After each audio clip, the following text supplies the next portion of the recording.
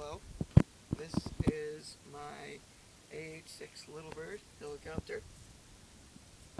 It's one of the smallest helicopters they make in the Army. I think it is the smallest, actually. Right here, there's a little defect. I can only fit one man in the cockpit, but I can carry lots of other minifigures on the benches and the seats in the back. And right here, here's the cool tail fin they have on the Little Bird.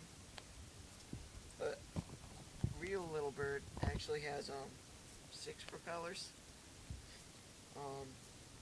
And I'm not really sure how I can attach 6 of them to something this small.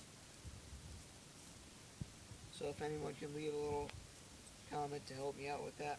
Right here I have a little machine gun on the bottom and little rail guards so the guys don't fall off. I mean like in real life, not like Lego.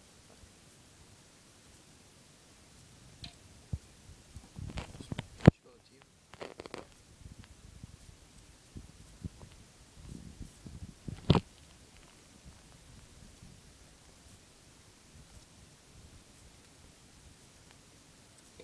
So yeah, this is my ah-6 Little Bird.